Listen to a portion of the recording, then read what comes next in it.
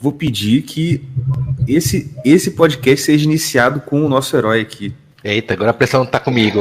Sim, é ele, o herói do Ocidente, o homem depresso que venceu a TV e o jornal impresso. Loen, tudo bem com vocês?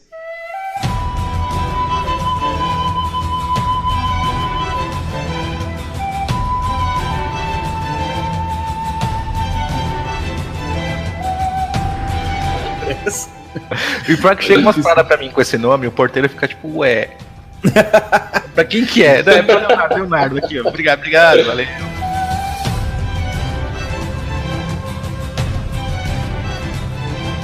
Gente, estamos aqui com esse time sensacional para falar de um assunto que eu não domino. Acho que os outros dominam, que é animes. Antes de começar o episódio, a gente tem o nosso jabá. Hoje, o jabá vai ser diferente, que ele vai ser focado. A gente tem as nossas parcerias com a Von Piper, que você já conhece, com a Wake Up Império, que você já conhece, o nosso Apoia-se, que é apoia.se/irmãoscaverna, que você também já conhece. Mas hoje eu tenho um anúncio totalmente especial. O Oliver Talk, o podcast do Luciano Oliveira e do André Assi Barreto, estão lançando o seu primeiro curso. O curso sobre o escritor canadense Jordan Peterson. O curso está fenomenal. É um curso muito interessante onde você vai conhecer um pouco mais a fundo o pensamento desse cara que fez um barulho tremendo no cenário conservador mundial. Simplesmente porque, você vai lembrar, ele decidiu não se submeter àquelas regras de imposição de gênero, pronome neutro e tudo mais. Isso foi ali quando ele começou a ficar popular. Depois disso, o pessoal começou a ver que ele não era só um polemista, ele era um cara muito profundo e que tinha análises muito interessantes sobre literatura, sobre psicologia ou várias outras coisas que poderiam ajudar e muito a todos nós.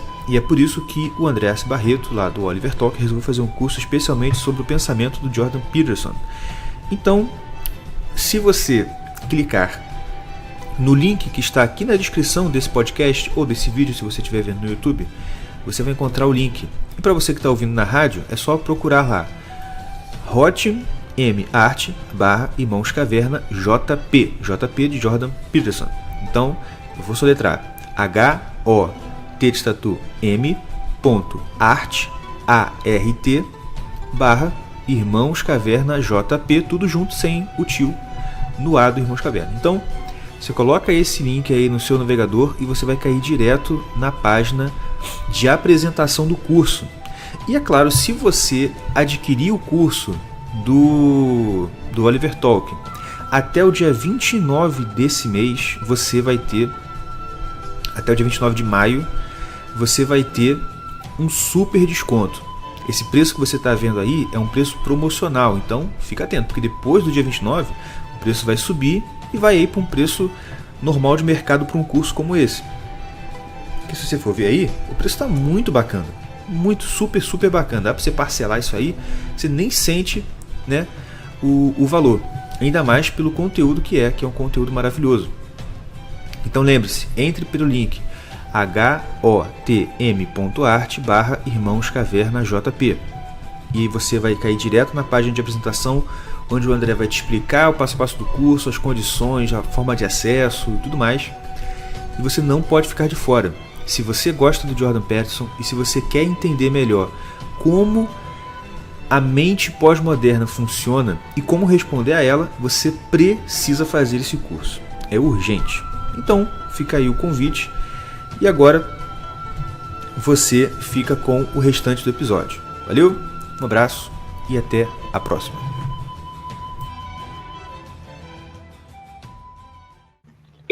Você está sendo iniciado nesse ramo agora. Estou, verdade, é verdade. Minhas filhas já gostaram do One Piece, estão pedindo para ver toda hora. É claro, meu filho, é coisa boa, vai pedir para ver mesmo. Eu vi a Viagem de Chihiro, foi o quê? Fim de semana passado.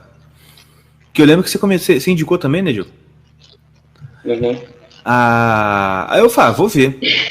E tô vendo, falei assim, rapaz, esse negócio é esquisito, né? Porque não é aquele formato de desenho normal que a gente tá acostumado, né? De Rei Leão, pá, que é a coisa meio óbvia, né? Porque é uma coisa muito simbólica e, tipo assim, fica por aquilo mesmo. Entendeu? Mas é bem bacana. Eu costumo indicar qualquer filme qualquer animação da Ghibli. Todos eles, mano. Não tem um que me decepcionou ainda. Mas enfim. Show de bola. Se você quiser ver os outros também, cara, é muito bom. E tu, Kim? Tudo tranquilo por aí? Acabou uma live agora que se disse, né? Foi, acabei, tinha 1 minuto. Eu falei, galera, tenho que correr, falta 1 minuto pra live que eu tô mais esperando fazer. Há meses, a live Enfim, estamos aqui, todos juntos, em busca do One Piece e se tornar o rei dos piratas. Mas aqui, o One Piece, eu vi pouca. Eu não entendi direito. O One Piece, ele é o nome do tesouro que vai fazer o Luffy virar o rei dos piratas, é isso? Não. Ué. Ninguém sabe o que é, mano. Tem 21 anos e ninguém sabe o que é, velho. É One Piece, mano. Ele só sabe que tem. Isso, só sabe que tem. Quer dizer, só sabe que tem, não. Gold Roger falou que está lá. Está lá porque tá lá, é. O que é? Agora, o que é? Entendi. Não, mas o objetivo dele é virar o rei dos piratas. O objetivo dele é virar um rei dos piratas. Que, na verdade, na cabeça dele, o rei dos piratas não é meio que você ter uma posição como rei dos piratas, comandar piratas e por aí vai. Ser o rei dos piratas na cabeça dele. Cara, eu nem sei se essa realmente é a ideia dele de rei dos piratas. Eu nem sei se ele sabe o que seria um rei dos piratas. Eu acho que ele só queria ser pirata. E eu acho que na cabeça dele tem a conclusão de que para ser o melhor, ele teria que ser o rei dos piratas. Sim. Eu acho que essa é a ideia dele, na cabeça dele. Eu não acho que ele queira comandar ninguém, ter muita coisa. Até porque toda hora que o nego chega pra ele e fala, eu quero ser da tua equipe aí, eu quero navegar carregando a bandeira do Chapéu de Palha, ele sempre recusa. Sim. Então eu acho que ter essa hierarquia na cabeça dele, eu acho que não é muito. Mas ele mesmo muito fala objetivo dele. Piratas para ele se tornar o homem mais livre do mundo. Ele quer ser um cara livre, só isso. Lutar pela liberdade. Sim, esse negócio de liberdade nesse desenho também é uma parada complicada pra caraca, mas enfim. Toda essa questão do ser o rei dos piratas, eu acho que me lembra muito o arco do Jing, que é o pai do Gon Fricks do Hunter x Hunter, né? Que quando eles se encontram, depois de não sei quantos episódios, ele fala pro Gon exatamente isso. Tipo, Gon, o mais importante não é você chegar no fim do caminho. O mais importante são os pequenos desvios, que nesses pequenos desvios você pode encontrar o que você realmente está procurando. Eu acho que essa questão toda do rei do pirata aí é só um título pra, tipo, pro cara falar, cara, eu quero ser o melhor. E o sentimento de ser o melhor não vai ser resolvido com o One Piece ou não. É um negócio que, é o desafio, é a baleia e o Capitão Ahab, sabe? Sim, até porque tem um episódio que, por alguns momentos, já tentaram falar pra ele onde estava o One Piece, e ele, tipo assim, ele basicamente fez o cara calar a boca, ele falou, velho, eu não quero saber, velho. Eu não tô atrás do One Piece, eu só quero ser o rei dos piratas, velho, me deixe, velho. Eu não quero o cheat, eu não quero o código secreto que vai me levar e conquistar o One Piece. Isso não é o meu objetivo. Eu quero a jornada. E dá pra levar esse paralelo pra vida também, né, cara? Eu fico pensando, pessoas que chegaram lá. Cada um tem um lá, né? A definição de sucesso, ela variava pra cada pessoa. Mas, tipo, você chegar lá, e aí? Você não perde completamente tesão em viver? Tipo, você conseguiu o que você estava procurando, e agora? Qual que é o passo 2? Acho que o pessoal não pensa muito nisso, sabe? É aquela velha história do Coyote depois que ele pegou o Papaléguas, né? Pois é. E o One Piece, ele vai mais do que isso, porque, ó, a grande questão do One Piece, eu acho que a questão do desenho é o sonho. Ele ensina pra você, ó, velho, você tem que aprender a sonhar. Isso pra mim foi interessante. Eu tinha uns 16 anos. Aí eu falei, rapaz, aí, eu me vejo esse questionamento, falei, pô, qual é meu sonho, velho? Eu não tenho nenhum sonho, velho. Que bosta é essa, velho? Que vida de merda. Aí eu comecei a me sentir ruim. Não, mas deixa eu perguntar pras pessoas qual é o sonho dela, pra eu ver, né? Ver se eu consigo aqui me inspirar, achar o meu. Aí eu chegava pra alguém e falava, velho, qual é teu sonho, mano? Sei lá, mano. Eu pensei nisso, não. Aí eu passava assim, falei, velho, ninguém tá preocupado com o sonho. Perguntava pra um monte de gente, ninguém nunca tinha uma resposta pra essa pergunta. Eu falei, cara, só eu que tô preocupado em achar um sonho. E aí o One Piece é engraçado dele, que assim, ele tem uma tripulação e a única regra que você vê que precisa ter para participar da tripulação de Luffy é que você tem que ter um sonho, não importa quão estúpido seja. Por exemplo, um sonho de um deles é achar um mar que todos os peixes estão lá, porque o cara é um cozinheiro e ele quer achar o mar que todos os peixes moram lá e ele vai poder cozinhar tudo que ele puder. A outra menina, ela só quer fazer um mapa do mundo, um mapa inteiro que não existe. A outra quer descobrir a história do mundo. O outro cara só quer construir um barquinho que o barco dele possa cruzar todo o oceano.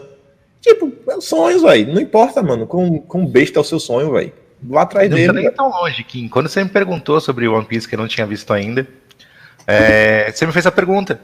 E eu parei, eu pensei, eu falei, cara, eu não tô sonhando com nada.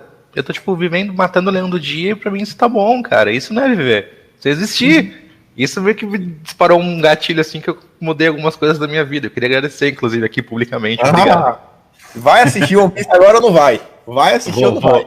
Vou, tô vendo. Aê, mais um convertido, aleluia! Lembre da cisma, porque você ficava falando, você tem que assistir Demon Slayer, o seu ex-brother. E seu brother nunca assistia, agora é sua vez, viu? Tem que quebrar essa corrente. Não, pode deixar, eu cumprirei essa promessa. Cara, inclusive, falar em ex-brother, deixa eu comentar aqui, eu vi um vídeo que, eu não sei se foi tu que compartilhou, se você que fez, ou se alguém fez e você compartilhou, mas eu ri. Tava lá, tipo, o seu podcast em 32, acho que é o ranking, né? Pô, história, ninguém se importa, bicho. Cara, não, assim, eu não quero falar muito sobre isso, que eu não posso falar do passado, mas essa eu ri, não teve como, cara. Eu ri também, cara. A emissão foi boa, foi um bom meme. Mas eu não quero entrar na pilha, porque senão você vai virar a única coisa que eu tenho pra oferecer, entendeu? Tipo, é o cara o cara do podcast, blá. Então eu tô tentando evitar esse assunto, tal, e deixar as coisas passarem, porque senão eu vou ficar preso nisso daí, cara, e eu não quero perder um ano nessa confusão, não, cara. Desejo sorte, sucesso, que ele encontre o caminho e que ele fale uma frase original. Pô, eu não sabia. Agora eu estou entendendo algumas postagens aleatórias. Porque você sabe que eu fico vendo essas postagens aleatórias, eu fico, o que será que ele quis dizer? Mas, enfim, tô entendendo. A parte da lore do Loen é deixar tudo pela metade e deixar o pessoal curioso. Descobri que isso deixa o pessoal muito fissurado nas coisas que eu falo. Então é bom soltar um negócio na metade ali e quem pegar, pegou. Uhum. Eu não virei o editor? Vocês estão sabendo que eu sou editor? Mano, eu não ia te perguntar isso no WhatsApp, velho. Mas depois eu apareci pra analisar algumas coisas e falei, não dá pra ser ele não. Julgando assim, o que o editor falava, eu falava, não, isso aqui não é o seu Caverna, não. Mas por um momento eu achei, viu, que era tu. Não, mas o cara ficou pilhadão, cara. Depois eu assim, ele botou, eu fiquei brincando lá. Ele veio na DM, cara. Cara, desculpa, não quis te dar exposed não, cara. Não sei o quê. Aí eu botei, nada disso, você acabou com a minha vida, cara. Agora eu vou ter que arrumar outro emprego, né? Tô sendo perseguido.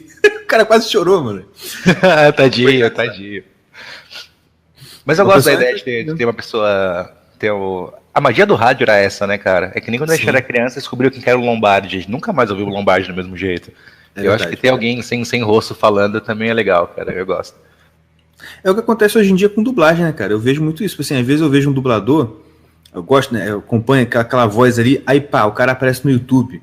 Ou aparece. Cara, tem hora que dá uma decepção, assim, caraca, mano, é esse aí que era o cara? Você imaginava, né? Quem fica aquela questão da voz, né? Você escuta a voz, você fica pensando, pô, como é essa pessoa, cara? Sim. Será que ela é alta, baixa, magro, gordo? Qual a cor do cabelo? Será que é bonito? Será que é feia? Por exemplo, sabe o cara que eu sempre fico decepcionado quando eu vejo a cara da pessoa que tá dublando. O único que eu não fiquei decepcionado foi com o Guilherme Briggs, que parece, a voz dele parece com ele. Eu ia falar isso agora. O Guilherme é incrível como é que a cara dele combina muito com a voz dele. Porque ele parece um desanimado. A cara dele tem uma cara desanimada. Né? A cara dele parece desanimada. Mas, por exemplo, sabe o cara que faz a voz do... Eu não tô lembrando um personagem mais famoso dele, mas vamos lá. O pai do time dos Padrinhos Mágicos? Sim. Sei. Aquela voz, time! Aquela coisa assim. Mano, ele tem aquela voz grossa, rouca, né? Poderosa. Pô, tem personagem que ele faz que dá um peso e tal. Maluco, o cara é um magrelo, baixinho, tem um cabelo longo, parece uma Maria Bethânia, sei lá, de barba, mano. Eu olhei e falei assim, não é esse cara não. Aí abriu a boca e falei, pô. Eu devo ao Briggs, inclusive, grande parte da minha personalidade, cara, porque eu sinto que uma das coisas mais importantes da minha infância foi o Katsu do Freakazoid. Foi. O Katsu da Freakazoid, tipo, eu queria a moral de certo e errado, e tipo, é o Briggs, mano, o Briggs é igualzinho o Freakazoid. Não, ele é igualzinho o Freakazoid, igualzinho o... Qual é o nome daquele? O Daggett do Castores Piratas. Daggett. Mano, eu adorava aqueles desenhos, mano, dos Castores Piratas. Era o Daggett e o Norbert. Inclusive, era uma dupla muito boa, né? O Guilherme e aquele outro que fazia o Norbert, que é o cara que faz o Adam Sandler. Alexandre Moreno. É. Pô, os dois são fenomenais. O melhor dublador que tem. Inclusive, Guilherme, eu já mandei um e-mail pra você, meu amigo. Por favor, me responde. Eu sei que não deve ser simples. Eu sei que eu devo, sei lá, ter que fazer vaquinha pra pagar pra você vir, mas por favor, cara, dá uma entrevista pra gente. Eu sei que você não é bonoro igual a gente, mas, pô, na moral, por favor. A gente manda tapioca. A gente manda um saco de tapioca pra você, meu filho. Eu queria até falar uma coisa disso daí, porque eu sofro com isso, cara. É sério falar aí, porque tem muita gente agora que tá falando de mim, você não me responde. Gente, é sério, eu nunca, tipo assim, cara, eu tô recebendo esses dias tanta mensagem, tanta marcação no Twitter, cara, eu não consigo mais. Chegou no ponto assim que tá impossível, ficou impossível mesmo. E aí o pessoal às vezes me cobra, eu tento falar assim, gente, é difícil, cara, é difícil. Hoje eu entendo porque às vezes esses caras demoram de responder. É tanta notificação, é tanta coisa, parada é difícil. E, não, ainda mais você que tem esse canal aí de dossiê e tal, o que você deve receber de, tipo assim, olha aqui, na verdade o Mourão é um reptiliano e não sei o que lá, e, né? Não e é coisa importante, o pessoal não é só assim, cara, obrigado, não sei o que, não é querendo puxar papo, é enviando mesmo assim, cara, você tem que assistir esse vídeo, olha essa matéria, olha isso daqui, olha aquilo outro, cara, é difícil. Imagino. E tu... Só... Desculpa, falei. Não, eu quero saber do Loen, que tipo de mensagem ele recebe na DM, mais frequentemente? Cara, é engraçado porque são sempre dois nichos diferenciados. Um é alguém que acha que eu sou do governo mesmo e me manda, tipo, denúncia. Tipo, estourou o cano da minha vila. Liga pro Bolsonaro. Eu falo, mentira. Verdade, mas, cara, de 100 a 200 por dia. E a pessoa fica brava, que ela acha que, tipo, que eu não tô querendo resolver, que eu tô fazendo corpo mole, sabe? Eu falo, minha senhora, então, eu sou apenas um rapaz de São Paulo aqui, doido, que fala umas piadas e o negócio, tipo, virou uma bola de neve. Eu não tenho como resolver o seu cano estourado na sua rua. Aí fica puta comigo, começa a me xingar, fala que eu sou velho, que eu sou corrupto, blá blá, me xinga um monte. Ou é uma fake muito bonita querendo fotos do meu pênis pra me dar um exposed na internet. É basicamente isso. Tá certo. É bem variado, né? Mas, cara... mas aqui... Continuando agora aqui, eu vou falar, peraí. Eu preparei não um texto, mas eu escrevi um negócio sobre o One Piece, porque a gente ia falar sobre especificamente o One Piece, e eu comecei a escrever e começou a me vir, tipo assim, eu comecei a ver um pouco de vendo que muita coisa parece com a realidade que a gente vive, né? Então eu vou falar aqui o que eu escrevi e vocês vê aí o que vocês acham. Se vocês realmente concordam, parece muito. O que vocês acham? Entendeu? Primeiramente que One Piece é de longe, para mim, porque eu faço animação, eu estudei esse negócio de cinema e animação e história. A minha tese foi sobre... a minha tese na faculdade foi sobre a... Como é que fala em português? Jornada do Herói. Eu esqueço, cara. Mas enfim, é a Jornada do Herói. Que é aquele ciclo que faz para você contar uma história convincente, que vai realmente, né, atrair as pessoas. E One Piece, cara, ele ao mesmo tempo que ele segue essa jornada do herói, ele escapa um pouco por um fator muito interessante. Porque normalmente as histórias são compostas de conflito. E esse conflito geralmente, por regra, tem dois variáveis. Uma é do cara bom, que é o bonzinho, que está à frente da sociedade, ou é o cara mau, que está na frente da sociedade. Quando o cara bonzinho está na frente da sociedade, ele se vê lutando contra forças do mal e que tem que resolver alguma parada, tipo Senhor dos Anéis, que do nada como é que é o nome dele? Sauron. Sauron. Sauron apareceu, aí eles tiveram o negócio do anel, aí tem que arrumar um jeito de resolver as paradas. Entendeu? O bonzinho tava tipo como centro e o mal veio. Ou, de mesma forma, o mal tá no poder e os good guys, eles têm que se rebelar de alguma forma, eles têm que ir contra essa ditadura, contra esse cara que está em poder e que ele é ruim. E o conflito está aí. É bem simples. Mas o One Piece, a grandeza do One Piece, na minha opinião, é que ele escapa um pouco dessa regra. Porque se você ver, ele tem dois grandes vilões. O Igor não vai saber, mas vocês dois que começaram a ver vão entender. Que ele tem dois vilões no mundo. No universo One Piece, eles têm dois vilões. Um são os piratas, que são piratas. Eles causam terror, saqueiam, invadem tudo, aquele negócio de pirata. Esse é um vilão. O segundo vilão é, por ironia, o próprio governo mundial. Que, aparentemente, ele eu não vou contar muito para vocês que não viram ainda, não terem spoilers, mas esse é o segundo vilão. Esse é esse governo mundial que aparentemente ele é o governo mundial. Ele supostamente ele tinha que ser bom, ele tinha que guiar a população, a sociedade e tal, mas a raiz dele é ruim.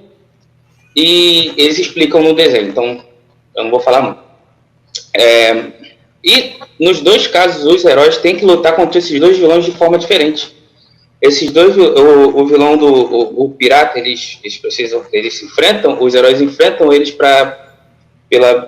entre aspas, pela ordem na sociedade e por eles mesmos. E esse é aquele negócio da liberdade que o Kim falou, que eu acho um pouco complicado na situação do One Piece, eu vou chegar lá. E da sociedade do governo mundial é uma ameaça maior ainda que tipo assim, ameaça destruir não, desculpa, os piratas são essa ameaça que quer destruir a sociedade de forma exagerada, falando de forma exagerada, e o governo mundial é a sociedade que precisa se libertar dela. Então são basicamente dois vilões de forma diferente, que lutam entre si também, e os heróis que estão no meio dessa confusão toda. Então toda vez que o autor, que chama Oda, deixa eu ler o nome dele que eu sempre esqueço, Oda, isso. Toda vez que o Oda enfatiza muito uma dessas forças, e você tem na sua cabeça assim, beleza, esses caras aqui são os vilões. Ele vem, vira o jogo, vira o tabuleiro de novo e faz você lembrar que os dois são vilões e que o outro lado é tão ruim quanto o outro. Toda vez que vem um pirata, toda vez que tem alguma confusão numa ilha ou no país que algum pirata invadiu, por exemplo, aí os heróis vão lá e destronam aquele pirata, não sei o quê, mas aí vem o governo mundial e ou se torna uma coisa muito pior, ou, na verdade, aquele pirata que destronou o rei daquela sociedade era comandado pelo governo social, pelo governo mundial. Então fica uma coisa sem saída o tempo todo. E toda hora ele mostra que os dois lados, os dois vilões são tão ruins. Os dois vilões são dois vilões. Os dois lados são vilões. Entendi. Tá entendendo? Tô. Isso me deixou muito me deu um banho de realidade um pouquinho, porque é o que a gente praticamente viveu muito tempo e vive um pouco ainda, né? Mas a gente não sabe de tudo. Não, realmente a gente vive. É o que a gente vive, então. Mas eu digo assim, a gente não sabe de tudo, porque tem, com certeza tem muita coisa hoje em dia que a gente não sabe, que acontece, e que a gente acha que, não, é um terrorista que faz isso, mas na real não é. Ou é. Quem sabe? Mas tá entendendo o que eu tô falando? Quer falar, Kim? Assim, essas tramas aí, não só trazendo One Piece, para mim uma coisa muito interessante daí é sempre que parece que o japonês, ele já tá dentro dele essa parada do governo mundial e que não presta. Porque não é só em One Piece que isso aparece. Velho, a quantidade de que tem um governo mundial por trás, que esse governo mundial é ruim, tá ligado? Não presta. E também essas tramas que envolvem mais de um poder. Quer ver um exemplo muito bom, que para mim é o exemplo mais absurdo que tem, é Gundam Wing. Aquele antigão que passava até no Cartoon Network, não é o primeirão. O Gundam, na época, ele é tão absurdo que ele coloca basicamente, de um lado, os globalistas, do outro lado, os comunistas. E no meio, a galera tentando só se salvar, que seria basicamente o povo. E aí, o líder dos globalistas é a família Rockefeller. Assim, você vai me falar que isso aí é uma referência aos Rockefeller? Caraca, mano. E aí, a base dos caras, a parada é tão ridícula, que a base dos caras é na Amazônia, e a bandeira dos globalistas, é a bandeira do Brasil, só que em vez de tirar eles tiram o Ordem e Progresso, e eles pegam a bolinha azul e botam um planeta. É só isso. É o retângulo verde, o losango amarelo e a bolinha, mano. E você vai falar, mano, é aqui, mano, os caras já estão ligados, velho, que qualquer governo mundial vai dar errado, o povo vai ser oprimido e vai causar guerra. E eles passam isso daí, cara. E aí, pra mim, isso é uma viagem, porque pensa aí a criança crescendo, vendo isso daí, não, velho, governo mundial, velho, não presta, velho. Governo mundial não presta. A solução está no indivíduo. Só o indivíduo pode salvar. Só o herói sozinho pode se salvar e salvar as pessoas ao redor dele. Uhum.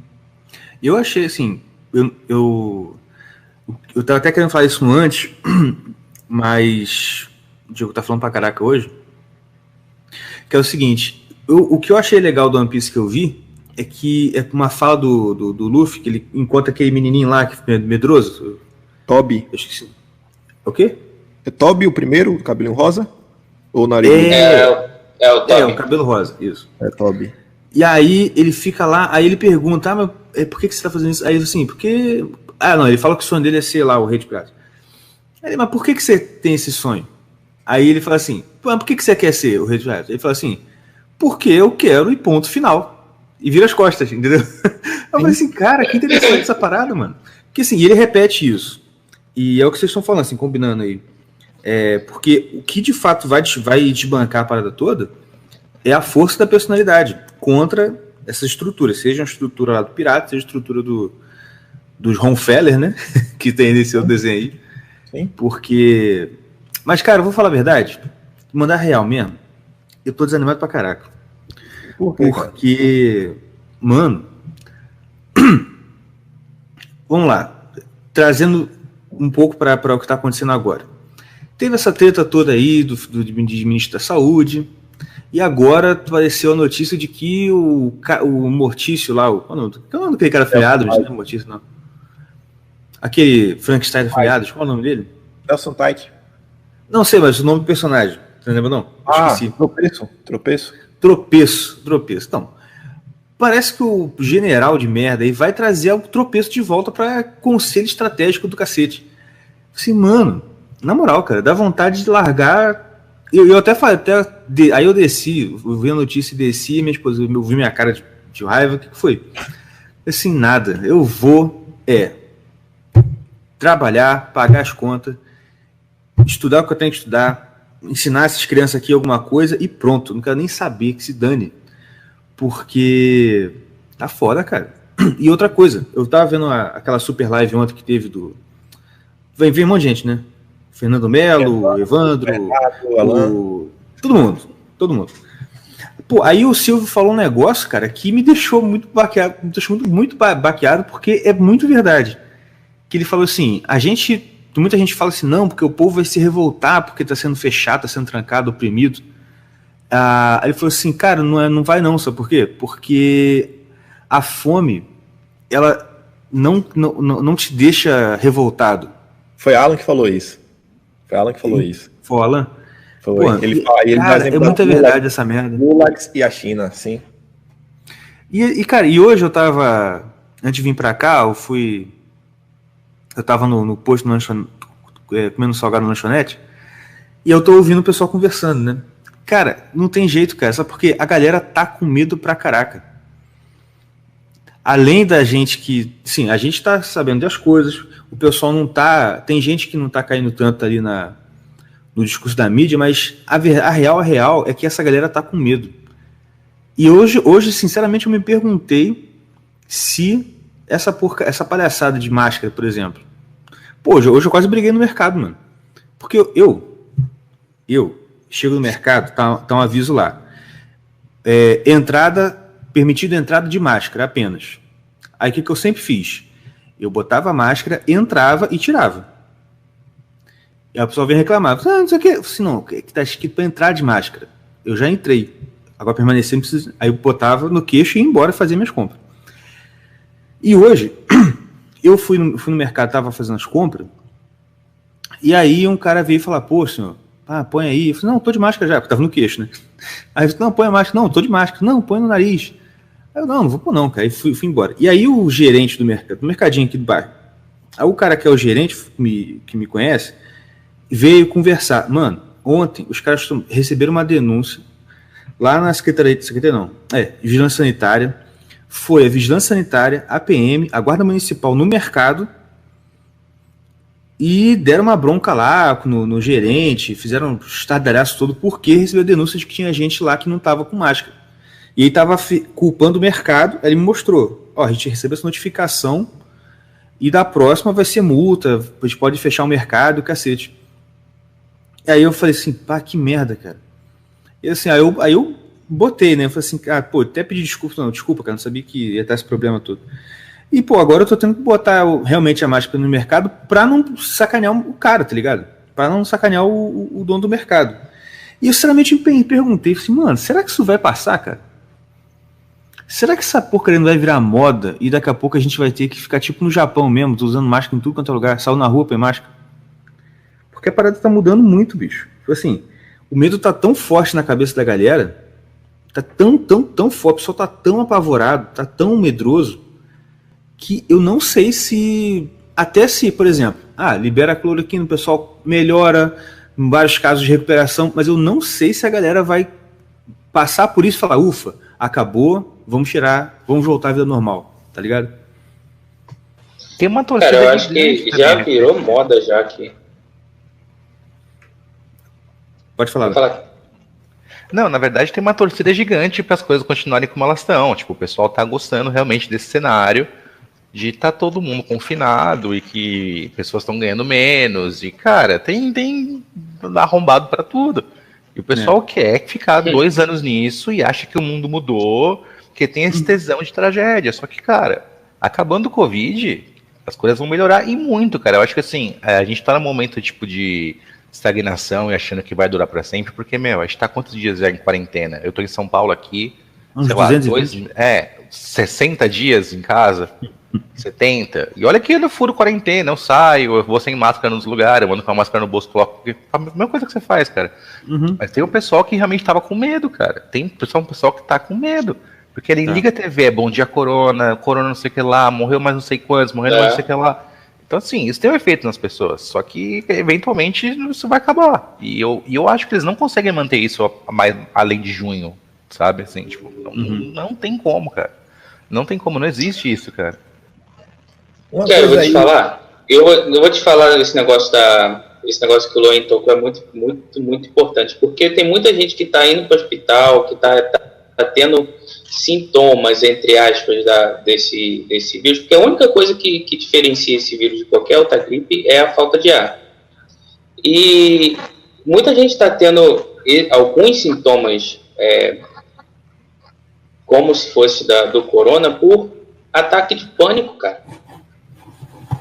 Aqui em casa mesmo, meu pai passou mal, e ele passou mal legal, mas não era vírus, não era corona nem nada. Porque ele estava tão entranhado vendo notícia todo dia, toda hora, e só notícia ruim, que ele entrou meio em parafuso, cara. A gente teve que fazer a gente teve que tirar o telefone de perto dele, fazer ele parar de olhar essa notícia pra ele ficar legal. Ele tá legal agora, mas, tipo assim, tem muita gente que não para, cara. Falei com um amigo médico ontem, e ele tá dando plantão em interior de São Paulo, né? Ele me falou que ontem o plantão dele foi, tipo, 30 pessoas malucas, com ansiedade, com diarreia, com pânico. Uma com suspeita de Covid. É isso. E o que aconteceu? Esse mês ele perdeu 17 plantões porque não tem demanda. Tipo, os hospitais não estão cheios. Não tá precisando mais. É isso. Exatamente. E outro, o meu pai ele ficou também pirado porque, de novo, eu tenho certeza que isso não é totalmente verídico. Né, Diego? O fulano aí, que era amigo dele, morreu de Covid. Aí foi o primeiro perto, assim, conhecido que aspas, morreu de Covid. Mas aí eu fui perguntar pra minha mãe, mas como é que foi? Não, ele tinha. O que ele tinha, cara? Ele já tinha uma doença grave, não tinha? Ele já teve não sei quantos infartos, tava com uma doença do pulmão aí já há muitos anos, não morreu de ruim, agora que veio o negócio que ele morreu. Mas, tipo assim, eu posso estar falando uma merda muito grande, mas eu acredito que ninguém morra de Covid. Porque o Covid, ele simplesmente ele piora o que você já tem. É isso que eu entendo. Complicações. Ninguém realmente morre. Oi? Tipo AIDS. Você não morre de AIDS, você morre de, sei lá, alguma doença besta porque seu sistema imune tá fudido. Porque, exatamente, cara, eu tô aqui morreu algumas pessoas desse jeito, mas era tudo assim. Já teve 5 infartos, diabetes, tinha o pé amputado. E aí por aí vai. Perguntei para vocês. Eu no início estava seguindo a tese de Loen, que dia 5 de abril a parada ia voltar, porque ia faltar dinheiro e o povo ia revoltar. Mas, o quinto dia útil, né? É o quinto dia útil. Eu fico falando, a gente vai lá pro Twitter, a gente fala, velho, o carro do briefing tá aqui passando. Tipo assim, velho, qual é desse carro? Será que realmente existe o carrinho do briefing? Tipo assim, chega o e-mail de manhã, fala, galera, o dia é hoje. Cara, Tio Soros falou pra gente que vamos fazer isso e segue o barco? Vamos falar com o mundo. Cara, é bizarro, porque se você reparar as pessoas chaves, a esquerda e a New Left, eles agem da mesma forma. Tem as pessoas-chave que disseminam a informação e, cara, na mesma hora, todos eles têm a mesma ideia de tweet, assim, ó, paf, isso não existe, cara. A gente tem um monte de arranca-rabo exatamente por não concordar com um monte de ponto, isso é o saudável. O outro lado não, o outro lado é uniforme, é sempre assim, cara. A pessoa A fala uma coisa, a pessoa B fala a mesma coisa e todo mundo concorda. O exemplo clássico é que inventaram esses dias aí, tipo, vamos botar a bandeira do Brasil de volta no nosso avatar. Sim, 40 empresas tiveram a ideia ao mesmo tempo, totalmente orgânico, cara. E tem o carro do British, mas eu acho que segurou mesmo o pessoal não voltar a trabalhar, pelo menos 50% do povo paulista, porque essa é a média que está em casa, realmente 50% trabalha, 50% tá em casa, é a mídia e o dinheiro que pingou na conta, né, cara? Pingou uma grana na conta, na mídia, se você sair, você morre, você não pode sair de casa. Pô, eu vi minha avó chorando, tipo, porque o Datena tava gritando, não saia de casa, sei lá quem tava gritando, não saia de casa, e a velhinha com 96 anos começou a chorar na minha frente. Falei, calma, avó, relaxa, tudo bem. Não vai pegar corona, sabe? É osso, cara. E as pessoas mais jovens que eu conheço, principalmente assim, o pessoal de 20, 18, eles estão tão enraizados nessa questão, tipo, de eu não posso sair de casa porque eu vou pegar corona e passar pra minha avó, que eles não estão nem se questionando, cara. Eles estão batendo palma e dizendo amém.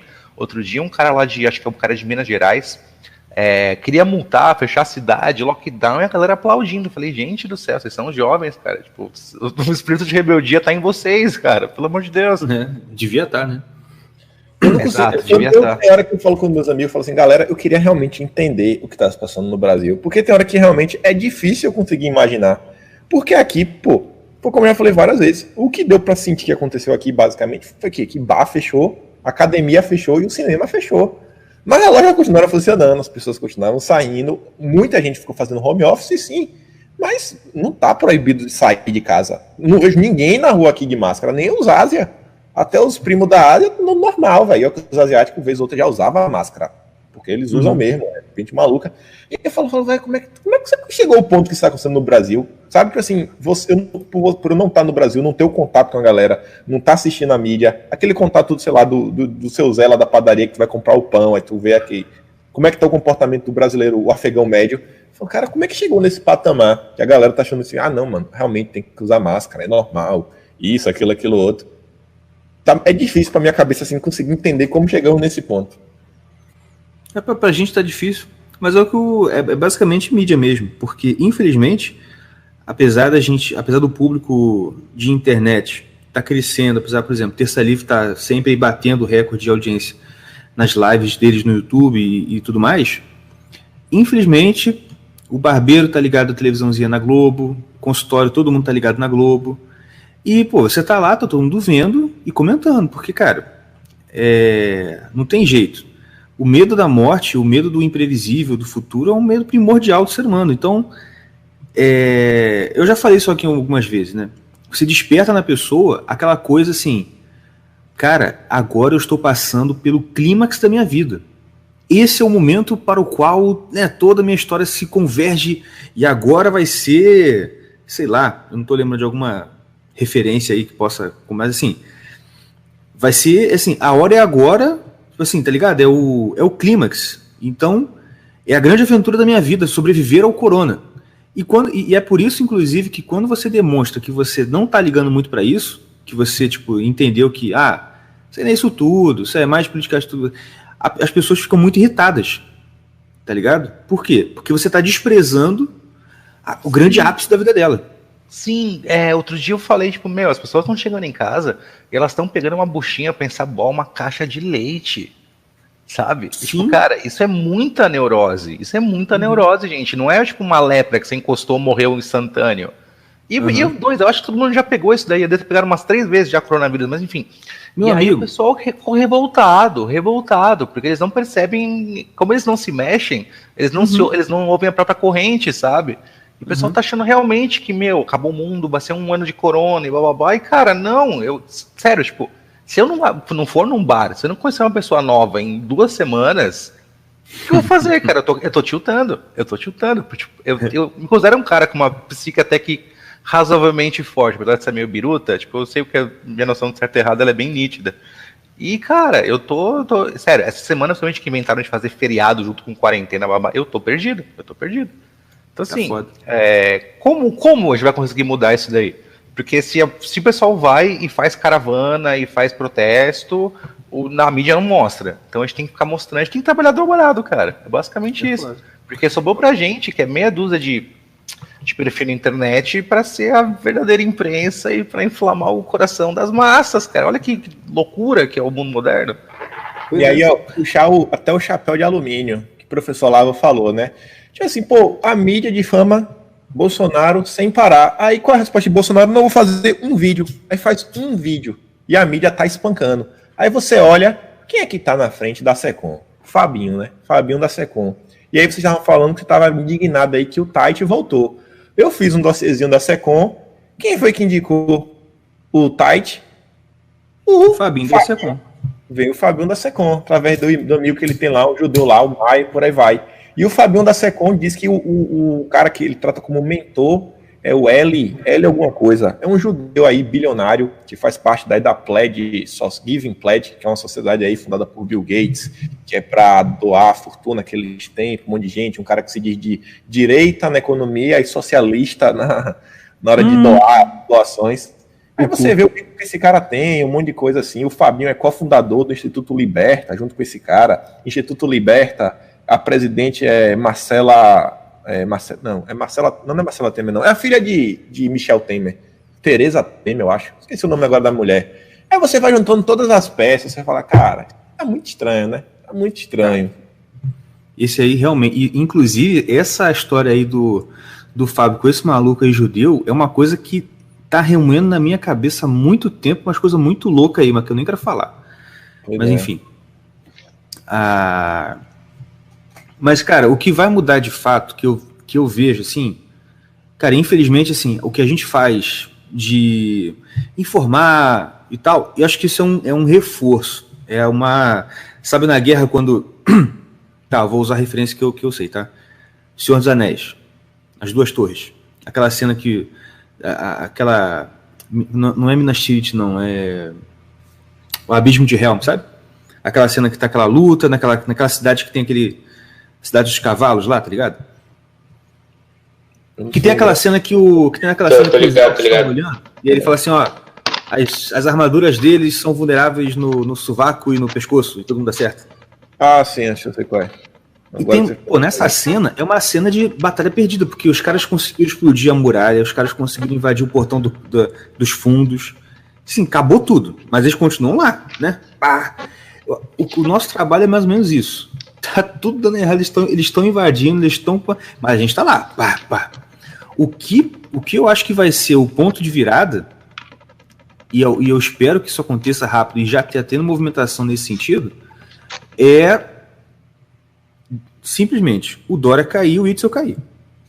Esses caras têm que sofrer um impeachment, têm que sofrer algum golpe, nem que seja lá uma instauração de inquérito na PF, sei lá, nem sei se tem isso. Mas já tem 3 inquéritos do Witzel lá no STJ. O cara já falou aí que Witzel é o cara aí que foi preso, falando aí que Witzel mandou botar sigilo aí em todos os contratos, que isso, aquilo, outro. É putaria, mano. A única coisa que eu boto fé é a troca aí do comando da PF, que a PF agora, sem o nosso maravilhoso ex-ministro aí também, que estava ajudando nisso daí, ela consiga ir pra cima desses caras, porque a Lava Jato foi importante, mas a Lava Jato vai começar agora, né? Porque vamos falar a real. Tá nesse ponto de hospital superfaturado saindo a rodo, tem muita licitação aí absurda acontecendo, os caras estão roubando o Brasil num momento de crise, e pra mim isso é um traidor da pátria. E, tipo, não tem outro nome. E a PF foi pra cima desses caras. Então eu boto fé que até o meio do ano aí, setembro, outubro no máximo, começam a bater na porta desses caras. Eu espero. Amém. Mas aí, vamos voltar a falar de animes. Isso, fala. Loen, por que você gosta tanto de Neo Genesis Evangelion? Putz, cara, vamos lá. Na verdade, eu tenho um tio que ele é uns 20 anos mais velho que eu, assim. Então, quando eu era criança, ele tinha mais ou menos a minha idade que eu tenho agora, uns 30 e pouquinhos. E aí ele tinha uma baita coleção de mangá e anime. Uma coleção gigante. E sempre que eu ia pro interior, eu ia lá e eu ficava lá vendo os mangás dele, assistindo anime com ele. No mesmo tempo eu cresci vendo o Rei de Manchete, Cavaleiros do Zodíaco, Churatão da Massa, e o Hakusho, que é do meu mangaka favorito de todos os tempos, que é o Togashi. Pra mim esse cara é um gênio, apesar de ser um preguiçoso, mas até nem sou parecido com ele. E aí, um belo dia eu tava em casa e falei, vou ver qual que é desse Evangelion aí. E aí eu me apaixonei pelo enredo de um mundo pós-apocalíptico, com robôs gigantes, ser só o pano de fundo por uma trama psicológica de um monte de gente. E como certas partes da sua vida e certos tipos de abuso formam o jeito que você encara o mundo. E aí, quando... Eu sei isso, cara, uma vez por ano eu revejo Evangelion, pra mais, assim. Tipo, a trilha sonora é perfeita, eu sou muito fanboy, eu posso ficar falando por horas aqui. Mas tem 2 episódios que são muito marcantes pra mim. Um é o 21, que é o Don't Be, que é sobre a Asuka. A Asuka, que é a pilota alemã, prodígio, inteligentíssima, gostosa, a primeira da turma, ela é maravilhosa, ela é tudo de bom. E aí ela começa a perder, e ela nunca conseguiu encarar com a derrota, ela não sabe lidar com a derrota. E no meio de uma sequência de derrotas, ela tá maluca, ela tá pirando, ela não sabe o que fazer, ela não tem mais chance, ela tem que ganhar a próxima luta. Ela se colocou nessa condição, que tipo, não, eu vou sozinha lá e eu vou ganhar, vou mostrar pra vocês que eu sou boa ou não. E aí o Anjo, né, que são os grandes inimigos do Neon Genesis Evangelion, atacam a Asuka mentalmente e mostram a cabeça dela. De como ela tentar ser a melhor e ser a primeira, é só uma forma dela tentar suprir algumas necessidades de carinho que ela não teve dos pais. E aí, desse episódio pra frente, pra mim vira uma obra de arte, cara, porque... Um anime que o plot final é basicamente toda a humanidade ser uma coisa só, é muito genial, cara. Eu te amo, Ano Hideaki. E aí eu tenho uma teoria muito louca sobre Evangelion, que eu achei uma parte dela na internet, mas tipo assim, eu resolvi ver assim se tinha outras correspondências. Você deve saber, né? Tipo assim, Evangelho, logo na abertura, ele coloca 2 vezes a árvore da vida cabalista. E Evangelho, o japonês também ele tem um tesão na cabala, alguma coisa. São vários animes que falam isso daí. Tem Black Clover agora, que traz aí também. Tem Magia, que traz isso também. E aí a galera na internet estava falando antes que eles pegaram os personagens principais e eles falam assim, cada personagem principal seria lá uma das sefiras da Árvore da Vida. Quem não sabe o que é, olha aí um desenho. São umas 10 bolinhas juntas que vão se juntando lá. Assim, vão se juntando.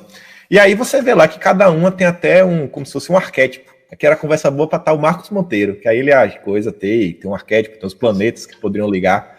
E aí, por exemplo, uma das coisas que a galera fala mesmo da Asuka, que aí Leão fez aí a coisa, que fala da Asuka, que ela seria a representação da esfera tipo, número 6, na minha pronúncia não sei se vai estar certo, mas seria algo tipo Tifere, que se pronuncia. E aí o arquétipo dela até planetário meio que seria o Sol, seria aquela coisa assim do meio, que é o que brilha, que isso, que aquilo outro. Aquele aspecto mesmo assim do maioral. E aí engraçado, até no primeiro episódio que a Asuka aparece, quando ela aparece, tipo assim, ela não aparece de relance, mostra assim o sol e meio que assim uma figura dela assim, meio sim, cara. E vem trazendo o sol. É a primeira aparição da Asuka. Aí minha teoria era além disso daí, eu falo assim, pô, será que além deles tentarem trazer essa análise com a Sefira, será que cada episódio de Evangelho também não seguiria o roteiro? Aí eu falei, pô, mas só são 20 cartas, quer dizer, 22 caminhos, que seriam as 22 cartas do tarô. Mas tem teria mais 4 episódios. E você percebe que a partir do episódio 23, o anime, ele dá um salto que você para e se pergunta, peraí, eu tô assistindo o mesmo anime? Ainda tô no Evangelho, que a parada começa a ficar num negócio assim, sinistro. Você fala, velho, eu entrei agora numa viagem psicodélica brutal. E aí eu coloquei aqui que o Leão falou que esse episódio 21, né, não seja aquele falando da Asuka, que chegou naquele patamar aqui, isso, aquilo. Aí, tipo assim, a carta 21, comparada que eu botei aqui no YouTube rápido, que eu não cheguei a terminar essa ideia dessa série, a carta seria que é o mundo. Aí só o início aí que eles falam do significado da carta o mundo. A carta o mundo, o último dos arcanos maiores, finalmente mostra a chegada do homem ao seu apogeu, ao ponto máximo da sua existência. E ele tá falando da Asuka, que chegou naquele ponto, que isso e aquilo. E aí você percebe como o Evangelho traz essas relações. Olha, o desenho é muito foda. É muito foda. Agora que você falou isso daí, faz mais sentido ainda. Porque se você olhar o fluxo do... Agora eu vou ser nerd total, tá? Senta aí, criança, se preparem. Agora vai falar de... Se você olhar o fluxo natural do Neon Genesis Evangelion, principalmente da série clássica, até a Asuka aparecer, ela não tá desse começo, ela aparece no episódio 8 ou 9, acho. É muito arrastado. O começo é aquela coisa água e sal do Shinji, ele tem medo de ter relação com outras pessoas, aí fala sobre a síndrome do porco-espinho. Quanto mais próximo você chega de alguém, mais chance tem de se machucar. E aí quando entra a Asuka, as coisas mudam muito rápido de cenário. Ela aparece ali no primeiro ataque de anjo, que não é no Japão, é numa frota da ONU de navios, e desde então o negócio começa a escalonar muito rápido por causa da Asuka. Tanto que assim, a necessidade dela de aparecer é tão grande que tem o episódio Dance Like Both Want to Win, que eles têm que sincronizar uma dança lá para poder matar um anjo, que é exatamente isso, cara. É o sol se adequando ao mundo. Tipo, ok, como a gente consegue coexistir? Que é uma das grandes struggles, as grandes batalhas dos protagonistas é essa, cara. De como a gente consegue fazer os três funcionarem ao mesmo tempo. Tanto que os motivos que a Misato, que inventou de morar com os dois, para ver se conseguia facilitar as coisas também, começa a perder o rumo da própria casa, e por aí vai, cara, é difícil. Sim. E aí, quando tem um episódio lá do pai do Shinji, tipo, você vai nas cartas, se eu não me engano, eu acho que eu não lembro se é a carta dos enamorados, que acho que seria mais ou menos o episódio 7, que você vê que basicamente o episódio se dá só com a relação de Shinji e a Misato. Eles lá, você vê que, tipo assim, é umas coisas assim que você fala, velho, o que é que isso aqui tem a ver com o roteiro da série, que é a questão realmente, assim, da humanidade, da vida humana, da luta contra os anjos, você fala, isso aqui não tem nada a ver. Aí você vê que os caras vão inserindo essas coisas. Eu não cheguei a terminar, eu tinha feito, tipo assim, os 7 primeiros episódios. Só que aí o canal começou a ficar cada dia mais falando de política e não deu pra falar mais. E aí você vê, quer ver outro personagem também, que aí você vai ver rápido aí a correspondência. Eles tratam Shinji como se Shinji fosse lá a esfera de Yod, que seria o representante da lua, que eles dizem que como se fosse assim o seu super-eu, o seu eu psíquico, o seu subconsciente. E você vê que Shinji é aquele cara que tá sempre pensando, né? Sempre naquela viagem dentro dele. Pô, e aí, velho, eu tô fazendo certo, eu tô fazendo errado, será que eu devo viver, será que eu não devo viver, o que eu devo fazer? Shinji sempre tá naquela viagem interna dele. Não, e pra mim a minha teoria é o seguinte, o maior vilão do Neon Genesis é o Shinji. Porque todo mundo em volta dele tá quebrado, mas o pessoal sabe lidar com isso. O Shinji não. O Shinji ele espera que todo mundo em volta dele quebrado dê pra ele o que ele quer. E não é assim que funciona a vida, cara. Sim. Uma das partes mais legais pra mim da instrumentalização é exatamente isso. O Shinji percebendo que, será que não sou eu errado? Pois é. Aí você tem a Misato e a contrapartida dela, que seria a Hitsuko. A Misato seria, que o pessoal diz, o Netsaki, que seria uma correspondência de Vênus, Afrodite, aquele lado mais emocional, a beleza. E do outro lado você tem Rod, que seria Mercúrio, que seria a razão, que é a Hitsuko, né, a cientista, que é aquilo ali. E aí você vai vendo, cara, é muito bem feito, pô. E a fotografia do final mesmo, os últimos episódios, cara, você senta assim, parece que tá assistindo um episódio de Brasileirinhos. Eu até queria conversar com o Gatão. Falar, Gatão, me diga que você tirou alguma coisa daqui. Mas sabia que eu comecei a gostar de Brasileirinhos por isso? Nos primeiros vídeos dele, passa um frame rápido de Evangelion. E me acendeu todas as luzes na cabeça. Falei, os caras são bons, viu? Os caras são bons. Tá vendo? Eu não pensei a mesma coisa sozinho. Mas, quem não viu, assista, tem no Netflix agora. Por favor, veja em japonês, a qualidade é muito melhor, não veja dublado. Eu sei que é ruim ver legenda, mas esse aqui vale a pena. E no final desse ano, se não fosse a China que comeram morcego, ia sair finalmente o último filme dos Rebuilds, né? Que eles refizeram a série toda agora em 4 filmes, e que não são exatamente um remake, mas sim uma continuação. Mas aí é outra teoria que a gente tem que conversar uma outra hora. Certo. Olha só. Vocês aí que são especialistas do negócio. Tem algum guia para iniciar as crianças no mundo dos animes? Diego, calma que eu sei que você já me respondeu. Só tô falando isso para o pessoal que tá ouvindo o podcast, tá? Caraca, só porque eu tirei do mudo, calma. É claro, já imaginei, assim, vai vir. Mas vai. Guia para pais que não conhecem animes, que estão ouvindo isso aqui e pensam, poxa, vou botar meu filho para ver anime. Quais que vocês indicam assim para crianças? Ou qualquer um é para criança e pode botar qualquer e tal? Eu acho que o Evangelho que a gente acabou de falar, não acho que é muito para criança, tipo assim, 5 anos, não vai entender nada. É uma parada assim muito mais densa. Mas, cara, o classicão pode ir sem medo de ser feliz. Cavaleiro do Zodíaco, Dragon Ball, Yu Hakusho, esses mais antigos. Os antigos todos que já passaram na manchete, pode ir sem medo. Acho que Tokusatsu também. Se tiver com preguiça de ficar pesquisando, bota pro menino assistir One Piece, tem 900 episódios já. Vai levar aí uns dias aí até ele perguntar uma coisa nova. Mas o Platão pode ir sem medo.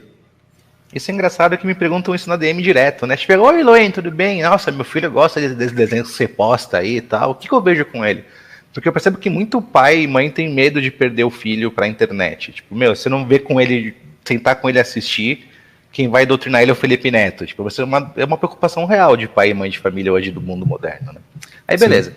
E aí eu percebi quanto era hipócrita, porque você chegava pra mim, o que você indica pro meu filho de 8 anos? Eu, não, porque 8 anos ainda é inocente, bababá. E eu com 8 anos estava vendo um monte de pessoa decapitada em desenho do Berserk, sabe? Então, assim, é achar aquele meio termo, assim, pô, se a criança é muito novinha, põe um Pokémon, põe um Hantaro, e vai sentindo o clima. Quando ela começar a ficar mais esperta e querer umas coisas mais densas, você vai colocando os outros e tal. Mas não tem muito segredo não, cara.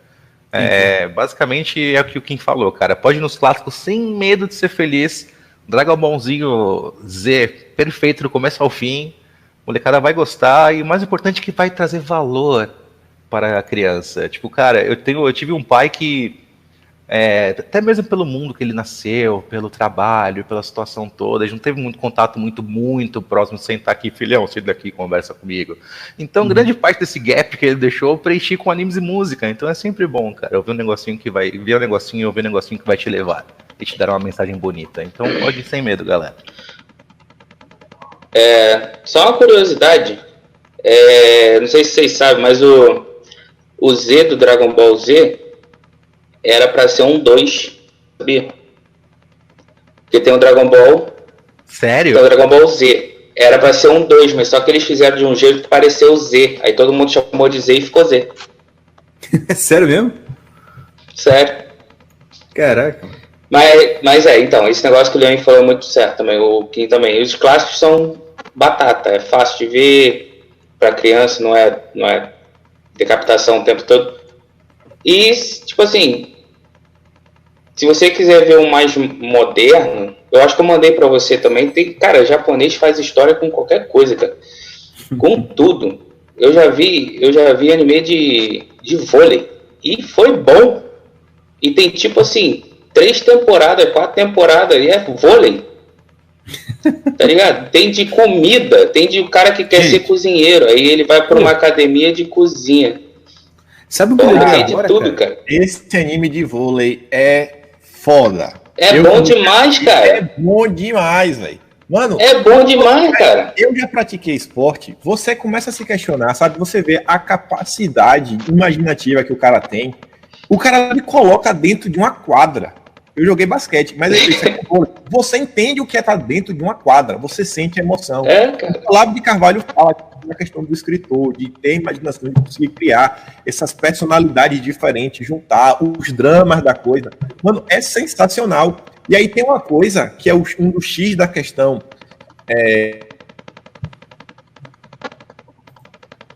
Que eu vejo muito o Evandro com a Amor, que eles falam que cinema, a arte do cinema tá em você saber trabalhar o tempo. Você pegar aquele intervalo gigante de tempo e, sabe, trazer assim para algo menor e você, sei lá, expandir e aumentar. Velho, o anime em si, a maior parte do tempo, por exemplo, você assiste, que seja Samurai X, você nunca vê, pô, o cara dando uma facada, ele sempre deixa na sua cabeça, sabe? Ele sai com a espada na bainha, depois meio que a tela fica preta e volta, ele já tá depois do cara, e você fala, não, velho, meu Deus, que espada foi essa? Você não viu nada, mas você tá, nossa, velho. E aí, esse de vôlei, pô, tem hora assim que, sabe, naqueles momentos cruciais, a bola fica assim mais devagar, ou fica mais rápido, ou aquilo outro, você fala, caralho, velho. Mano, o cara sabe trabalhar muito bem com essa questão do tempo, sabe? Acelerar, reduzir. Mano, é fantástico. O japonês sabe escrever história, os caras sabem escrever um roteiro. É sensacional, é Haikyuu isso daí. Tem até no Netflix. Sabe um que eu lembrei agora que eu via? Eu não sei se vocês conhecem. Chama Músculo Total. Passava no Fox Kids, no antigo Fox Kids. Não lembro. Tu lembra, Diego? Eu sei que tu viu também. Claro que eu lembro. Eu via, pô. Músculo Total. Tu viu? Era maneirão, pô. Cara, nessa época eu lembro da Fox Kids, eu lembro de Samurai Pizza Cats, meu. Que era um infantil, que eram uns gatinhos de armadura, que era meio Hello Kitty, meio shonen, assim, cara, eu lembro disso que eu assistia, que eu gostava. Tinha um também que era Super Pig, tu lembra desse? Super Pig eu via. Super Pig. Eu via. Pô, mano. E do Músculo Total, era sempre o mesmo roteiro. Ele lutava com um cara, um monstro, e aí depois no último round ele ganhava. Só que eu lembro, cara, tem uma música desse desenho que eu lembro até hoje. E até hoje eu me pego a música vindo na minha cabeça. Não sei se você lembra, Diogo. Ele tinha uma musiquinha assim. Meu arroz com carne gosto de... Lembro. Mano, era todo episódio ele cantava esse troço. Todo episódio ele cantava. Era muito bom. Enfim. Mas uma coisa que você falou... Mas rapidinho. Peraí, deixa eu falar agora. O bom de gravar com o irmão é que pode mandar calar a boca e não fica bravo, não. Quer dizer, fica, mas dane-se. Seguinte, vocês falaram sobre valores e tal, e até eu tenho um pensamento assim sobre essa questão de desenho e o que criança pode ver, que é meio... Assim, eu nunca tive problema de deixar minhas filhas verem algumas coisas que fossem, vamos dizer assim, tem cabeça decapitada. Mano, eu vi Senhor dos Anéis com as minhas filhas, o filme, né, porque não tem desenho, né? Eu vi Senhor dos Anéis com as minhas filhas, a Catarina tinha 6 e a outra... Então, se a Catarina tinha 6, a mais nova tinha 4. E isso, assim, minha mulher ficou maluca, né? Você tá doido, você botar pra ver os orcs, Mas eu sempre tive na cabeça o seguinte, se não for uma violência gratuita, uma coisa tipo, sei lá, um filme do Tarantino, tá ligado? Aí realmente eu acho pesado pra criança. Mas, por exemplo, ela vê uma situação lá, que é aquela história clássica, sabe? O cavaleiro, o pessoal do bem, o pessoal do mal, e o pessoal do bem vai lá e corta a cabeça do mal, ou os orcs lá, malvadões, vão matar algumas pessoas ali. Eu sempre pensei que isso não tinha tanto problema quanto, por exemplo, você ter desenhos que fizessem uma história deturpada, tá? E nem só a questão, tipo assim, porque o vilão não é tão vilão assim. Isso também, mas uma coisa que sempre me deixou muito irritado com o desenho, e foi quando eu comecei a falar assim, não, essas crianças não vão ver essas porcarias não, vão começar a ver um negócio sério. Foi, por exemplo, quando eu parei para ver o que elas estavam vendo, né, de desenho, por exemplo, Dora Aventureira. Cara, eu acho que Dora Aventureira, ela faz muito mais mal à cabeça da criança do que qualquer desenho aí de samurai que o cara corta a cabeça do outro, ou de um Senhor dos Anéis da vida. Sabe por quê? Não é só porque ela fica repetindo as coisas de uma forma imbecilizante e sei lá. Não é só por isso que ela fica lá repetindo. É porque o vilão que aparece nessa história é o Raposo. Luen deve saber o que eu tô falando, porque, né, tem filha pequena, então, né? Sim. Cara, como é que você tem um vilão tipo um Raposo, que a solução que a Dora encontra pra repelir o vilão é dizer, Raposo não pega, e ele vai embora. Maluco, isso faz um mal pra cabeça da criança que, cara, se a criança continuar isso, não vai ter jeito, porque ela vai crescer achando. Aí é o que a gente tem hoje em dia, essa geração de hoje que acha que se você diz, sei lá, preconceito não pegue, aí pronto, você resolve o mundo. Mas aí tu tem que falar 3 vezes, né? O quê?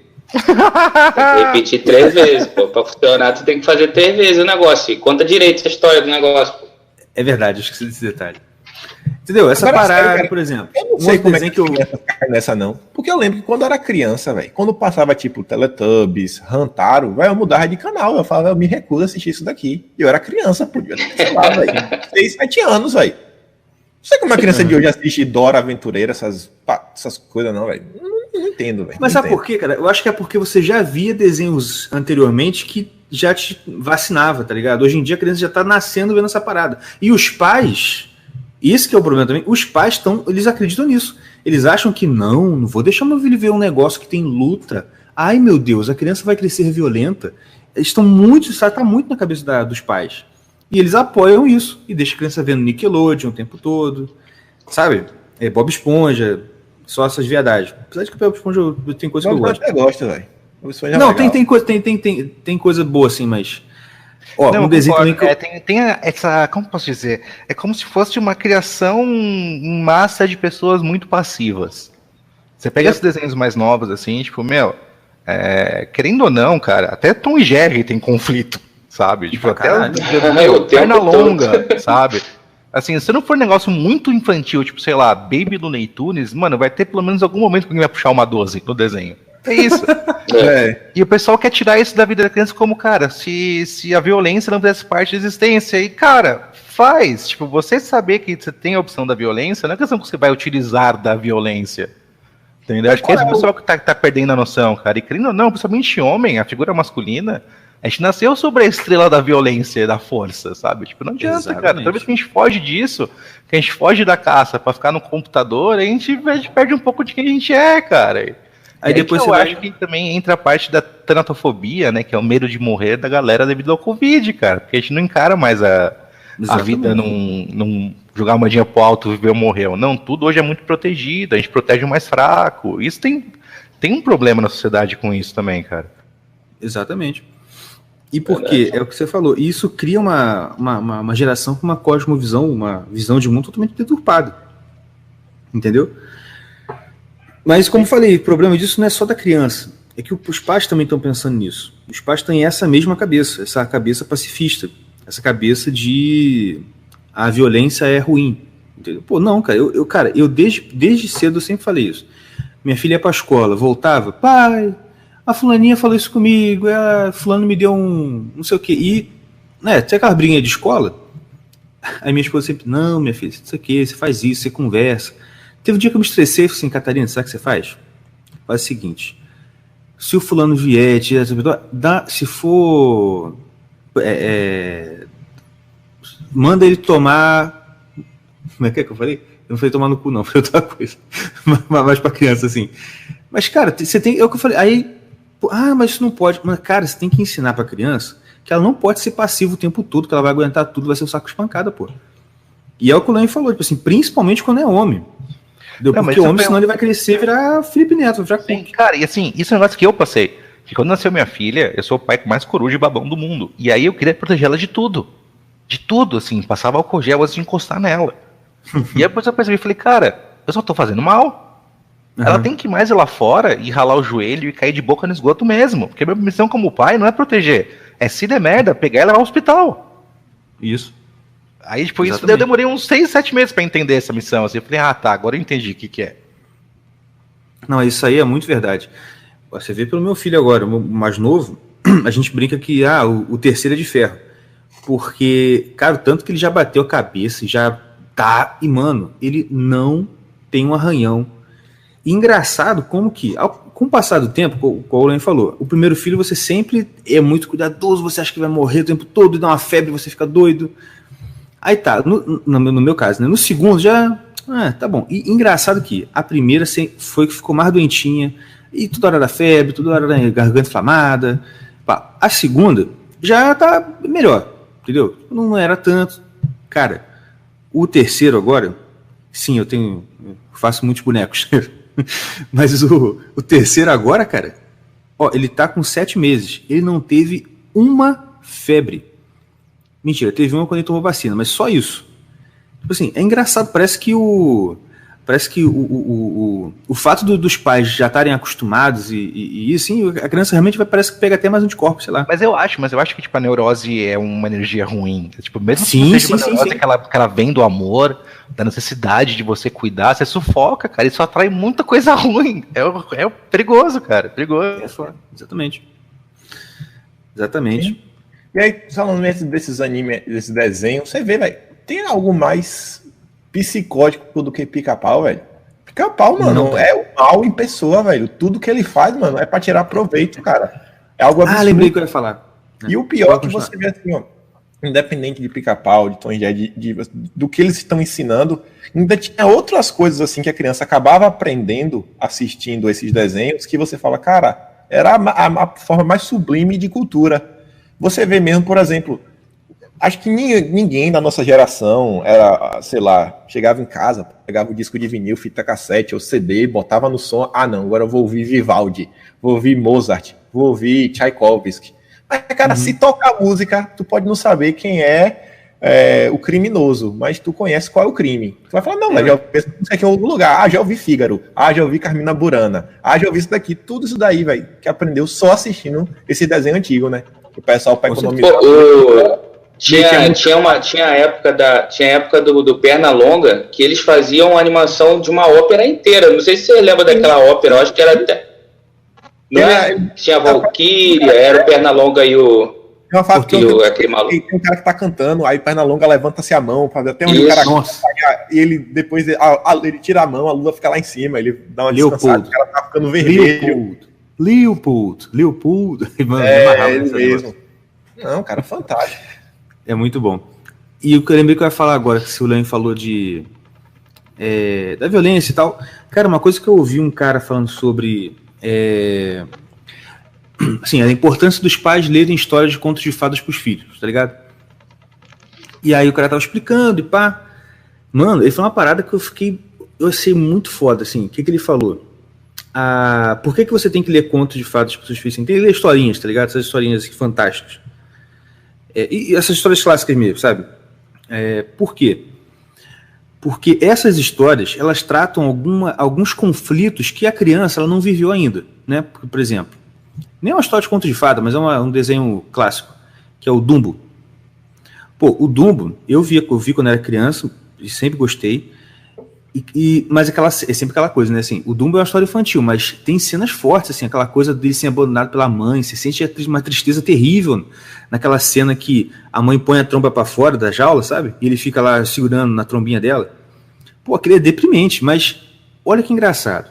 Isso eu reparei aqui com os meus filhos. Quando você conta uma história pra criança, a história pode ser aterrorizante, a criança presta atenção. E aí no outro dia, às vezes ela pede pra você contar a mesma história. E você vê que ela fica esperando a hora... Por exemplo, uma história de que tem lobo mau. Elas têm medo de lobo mau. Só que elas gostam de ouvir. E aí o cara falou, por que a criança ela parece que ela gosta de sentir esse medo, sabe? Ela fica doida pra chegar na hora do lobo mau de novo, pra ela ficar com medo, sabe? E ele falou assim, sabe por que é isso? É porque a criança, sem ela saber, ela tá aprendendo a lidar com aquele medo dela. Ela tá aprendendo a lidar com aquilo que é medo. Por exemplo, no caso do Dumbo, por que muitas crianças gostam daquela cena de ver e rever aquela cena do Dumbo lá? Porque ele está aprendendo, por exemplo, nessa cena, ele tá começando a assimilar na cabeça dele o seguinte, cara, e se um dia eu ficar sem a minha mãe? Tá? Sabe, tipo assim, de lidar com esse tipo de conflito. Pô, a criança, ela não tá vivendo aquilo na hora, né? A mãe dela tá lá. A mãe dela não tá indo embora. Só que ela gosta de ver esses momentos de tensão, porque ela vai trabalhando na cabeça dela isso. E aí, com o passar do tempo, quando ela tiver adulto, que aquilo realmente acontecer na vida dela, não vai ser a primeira vez, então ela não vai desesperar.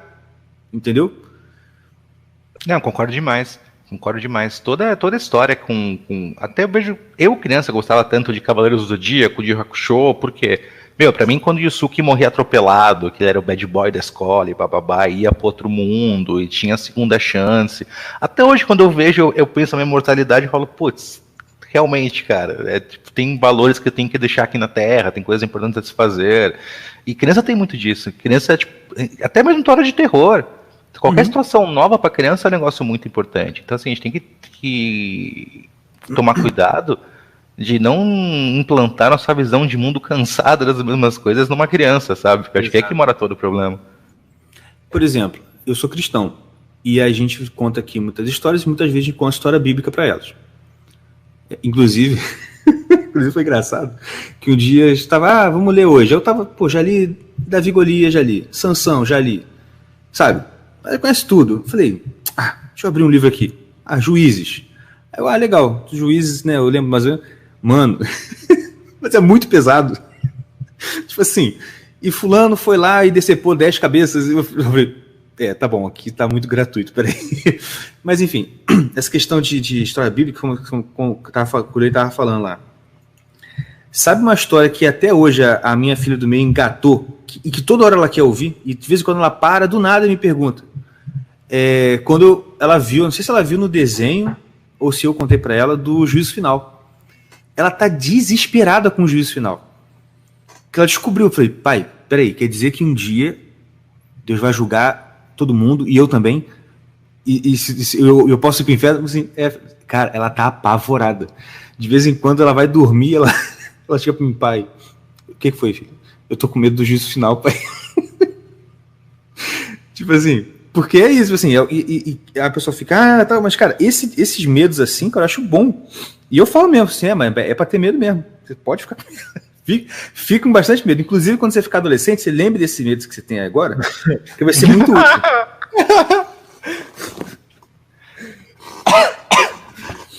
Mas, cara, Luan, deixa eu te perguntar. Mano, eu sei que você não é um cara que, vamos dizer assim, por favor, não tô falando isso pra te ofender não, porque você já falou, tá? Tô repetindo suas falas. Que você não é um cara muito de leitura, etc e tal, correto? Correto. Mas tu tem costume de ler pra tua filha, pra tua menina? Bastante. Que bom, cara, não sabia não. Não, pô, não, eu acho muito importante duas coisas. Eu tava pensando nisso hoje quando eu lavava a louça. Eu falei, não vejo a hora dela começar a entrar numa escola que tem que fazer lição de casa, pra sentar e ajudar aqui. Que saudade de fazer umas coisas babacas, assim, tipo, vamos decorar a tabela do 6 e voltar a ter aquela dose de inocência da infância que é bonitinha. Mas, cara, eu leio bastante porque é uma forma de conexão, é uma forma de passar uma visão de mundo e a atenção dela é total e plena. Então é um negócio que é muito satisfatório com uma criança, assim, sabe? Sentar com ela e falar, vem cá, vou contar uma história. E aí, desde criança, tipo, ela pega meus mangás, sei lá, do One Punch Man e pede pra eu ler. Aí eu vou lendo ali, explicando pra ela mais ou menos o que tá acontecendo e por aí vai. Mas é muito importante, cara. São as coisas que ficam no fim do dia, assim, sabe? Por mais que a gente não lembre tanto assim da nossa infância, ela a nossa moral é gerada na primeira infância, sabe? Então é importante, cara, importante. Com certeza, com certeza. Pô, eu lembro, eu não sei o Diego, mas eu lembro da minha mãe sempre contando história bíblica pra gente. Tanto que hoje em dia eu vou conversar às vezes com minha esposa, com outras pessoas assim, sobre alguma coisa do tipo. Assim, cara, como é que você sabe tanta história, por exemplo, história bíblica? Assim, cara, porque minha mãe e meu pai, né, Diego? Elas ficavam, era o tempo inteiro. Era o tempo inteiro. Historinha que se contava pra gente é a história bíblica. Não, você tocou um assunto. Não é que a coisa assim, só pegar também. Isso aí pra mim é muito estranho, algumas coisas, cara. Porque assim, uma coisa é aquelas histórias bíblicas mais, sei lá, mais desconhecidas, se a gente pode falar assim. Mas, assim, tu chegar pra alguém e perguntar da Páscoa, perguntar sobre a questão de Judas, as 30 moedas. Cara, isso daí, pelo amor de Deus, eu não conheço ninguém que não saiba disso daí no Brasil. Só que aí eu vou conversar com minha mulher, que não é da cultura cristã, é asiática e por aí vai, mano, ela não sabe nada, velho. Qualquer coisa que eu falo pra ela, tipo assim, é muito estranho, cara, é muito estranho. Você fala assim, caralho, bicho, não é comum, cara, não é comum, velho. Algo que eu achava que era normal, todas as pessoas sabiam, não, nem todas as pessoas sabem. Cara, eu vou te falar, eu tenho colega cristão lá onde eu moro que tem coisa que eu fico de bobeira que ele não sabe. É nesse nível aí mesmo também, tipo, a gente tá conversando sobre alguma coisa, aí alguém pega e fala, pô, é igual aquela história de Daniel, né, que ficou 21 dias orando e tal. Ele, como é que foi isso? 21 dias direto? Não, meu Deus! E é cristão, tá dentro da igreja, tipo assim. Mas meu irmão, tu sabe ler? Tu lê alguma coisa? Uhum. Eu passei por uma boa essa Páscoa, agora que o Caverna falou, eu lembrei. Minha filha perguntou sobre a Páscoa, tal, bibibi, e aí eu inventei uma história que o coelho ia deixar a cesta na frente da casa dela por causa do Covid, bababá. E aí eu falei, preciso explicar pra ela o que é a Páscoa, né? E eu tava cheio de dedos, bababá, tentando contar, mas sem envolver a morte e ressurreição. Eu falei, cara, olha como eu tô subestimando a criança. Eu falei, senta aí, eu vou contar a história full. Ela entendeu perfeito? Não, mas ela entendeu. Tipo, ela entendeu, o papai do céu, bababá, e depois ele voltou, né? Eu falei, é isso. Perfeito, pegou a história, isso vai, entendeu? E caiu de novo naquela que a gente falou no começo do podcast, que é de proteger demais, assim, não pode, cara, chega lá, conta, é muito melhor você ter depois o papo de, não, vamos explicar melhor sobre o juízo final, do que a pessoa não entender o conceito at all, sabe, é bom. Sim. Vou te dar 2 bisus, hein? Primeiro, quando for contar de Páscoa de novo, te dá um bisu. Conta sabe a história do Êxodo, né? O povo saiu do Egito, sabe? Sim. Então, tenta fazer... Depois eu te passo uma parada aí. Tenta fazer uma relação entre a saída do povo do Egito e a morte e a ressurreição. Porque aí dá uns links maneiros. A criança fala assim, nossa, é mesmo, sabe? Tipo assim, tem uma parada assim. Outra coisa. Você falou aí depois do... Rapaz, eu falei outra coisa e esqueci. Perdi agora. Mas enfim... O Diego tava falando da negócio de gente não saber. Cara, aqui na igreja, mano, eu cheguei pra minha filha um dia, quando tava tendo, né? Eu cheguei pra minha filha assim, falou, filho, fala pro tio lá, pergunta assim, tio, isso, cara, o Diego vai saber, isso aí é piadinha, isso é pegadinha antiga nossa, da época a gente era criança. Chega assim, filho, chega lá pro tio, pergunta assim, tio, quantos animais de cada quantos animais de cada espécie Moisés botou na arca? Aí ela foi e perguntou. 2. Aí ela, não, tio, não é Moisés, é Noé. Cara, o maluco ficou sem graça. Mas ele ficou sem... Eu pensei que ia rir, mas ele ficou sem graça. Me amarro. Mas é fogo.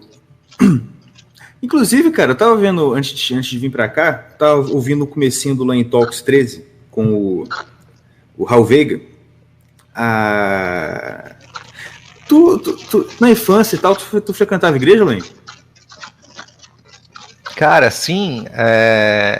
Porque ele cantou aquela música lá e tu reconheceu? Contar uma parte aí que o pessoal não sabe e tal.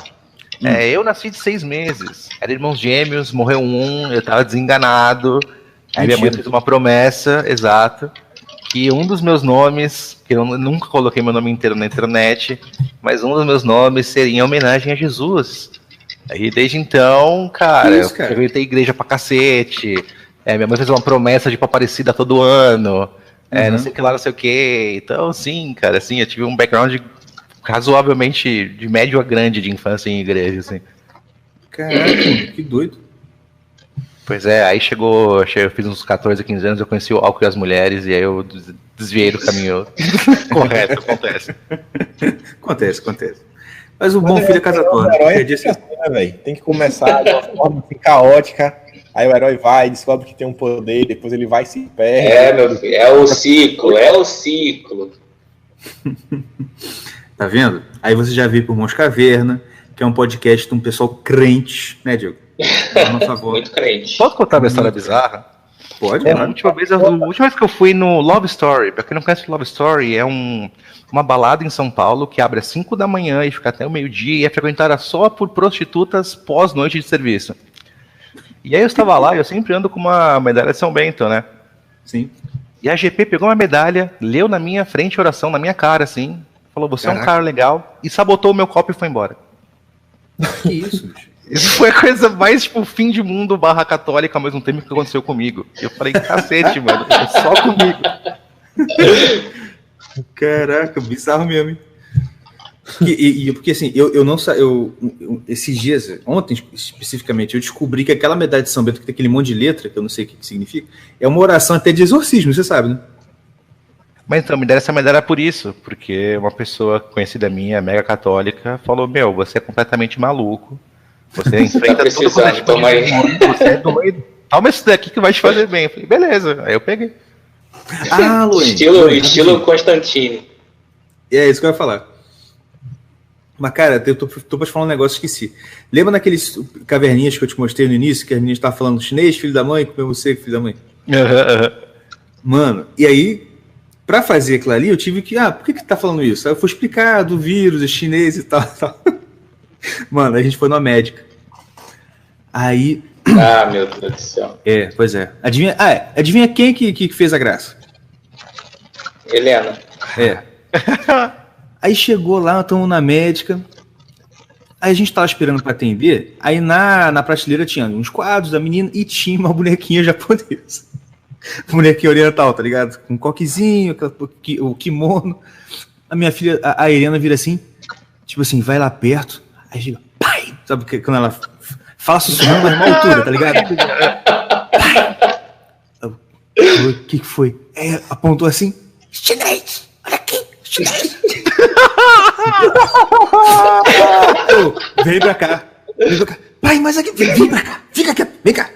O que foi? A bonequinha é japonês, não é chinês, tá? É japonês. A japonesa é bom. Japonês é bom. Tá tranquilo.